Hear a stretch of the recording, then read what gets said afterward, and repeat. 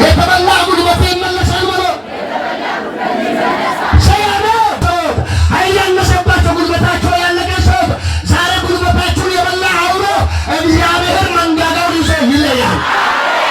እስኪ ከቤተ እግዚአብሔር ይሸኛል ነው እሱ እግዚአብሔር ተዳባለቀ ህይወትን አይፈልግም። አይሰበትበትም ነው እሱ ያልበሰለው ነገር ከአንተ ይለያል ብሎ ከዚህ በኋላ የበሰለ ህይወት ይይዛል ብሎ እስከ መቼ ለጋ እስከ መቼ በእውነት ያንድና በስሞት ዛሬ በስሞት የሚቀጥለው በስሞት እዛ ወድቀን እንቀዳለናለን። ይህ በኢየሱስ ይለኛል።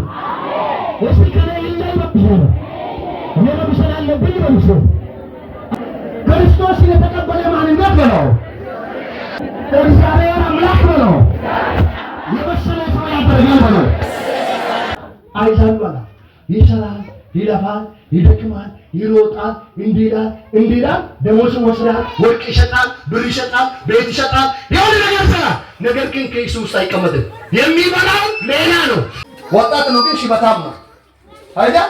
ጉልበቱ ስለተበላ በውስጡ ቤት አለ። አይ የሆነ ነገር አለ። ስለዚህ ሽማግሌ ሳይሆን ትሰመኛለህ ብራዘር ዛካሪ ዘባላችሁ ሰሙ ይሆናል። ሽማግሌ አይደለም እንግዲህ ገና ነው። ነገር ግን ሽበታም ነው። አሁን ያሁኑ ወጣቶች ስትመለከቱ ምንድነው ሽበታም ናቸው። የማምለክ የማጸለይ ያምኑት በቤት ውስጥ ያሉት የተቀየጠ ህይወት ይኖራሉ። እግዚአብሔር ለኔ እየተናገረ ነው በሩሴ ተስማማላችሁ? ከዛሬ ቀን ጀምሮ እንግዲህ ከተስማማችሁ ደም መንፈስ ዛሬ በአንደበት እግዚአብሔር አምላክ አስቀምጠን።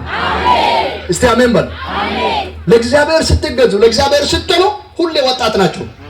ከዛሬ ቀን ጀምሮ ለዘላለም አይመለስባቸው። ቻው ቻው አቻችሁ ለጌታ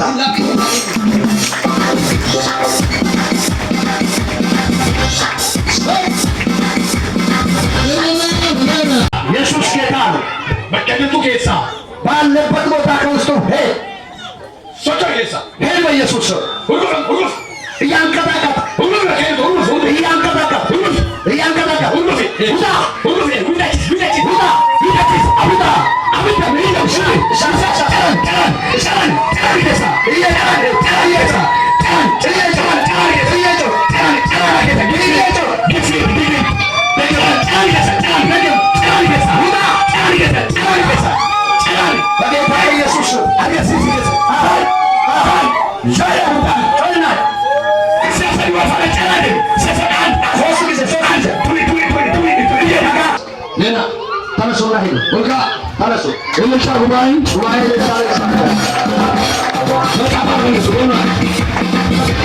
Let's